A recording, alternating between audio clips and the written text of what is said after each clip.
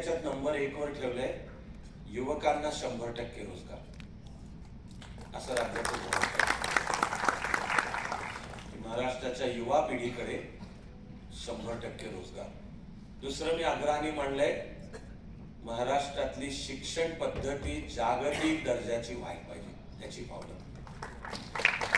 हे सगळं मला नम्रपणे म्हणायचंय की हो ती करता येतील आणि ती करण्याचं नीट इम्प्लिमेंटेबल प्रॅक्टिकल प्रोग्राम, की महाराष्ट्राचं शिक्षण जागतिक दर्जाचं होण्यासाठी काय आणि कसं केलं पाहिजे. आणि जसं मी सांगितलं की समान नागरी कायदा, आणि तो काही राखीव जागांना धोका अजिबात नाही. राखीव जागा सुरक्षित आहेत, दलित आणि आदिवासी बांधव आपलेच आहेत, त्यांना राखीव जागा असल्याच पाहिजेत. त्यांना समान नागरी कायद्याचा धोका सोडा काही संबंधच नाहीये.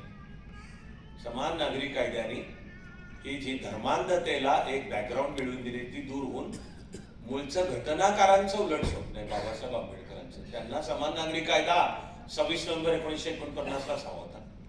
माझं म्हणणं आहे केंद्रात सुद्धा यायला पाहिजे, सगळ्या देशाला लागू व्हायला पाहिजे.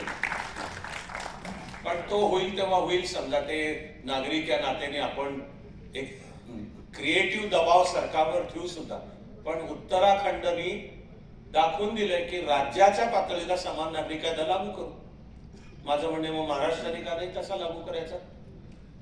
तेव्हा नितीनजी जे म्हणतायत की काय आपण, मी तर म्हणणार आहे आठवण परत या निमित्ताने की स्वतः मतदान करणे, आपल्या सर्व नातेवाईक कुटुंबीय समाज यांनाही मतदानाला प्रवृत्त करणे, अर्थातच ते मतदान उघड्या डोळ्यांनी निपक्षपातीपणाने आणि ज्यांचं राजकीय चारित्र्य कर्तृत्व कार्यक्रम हा लक्षात घेऊन ज्यात महाराष्ट्राचं हित आहे आणि असा महाराष्ट्र की जो देशाचं ग्रोथ इंजिन बनेल, तर हे पवित्र कर्तव्य आपण उघड्या डोळ्यांनी करू, एवढी मला प्रार्थना करायची.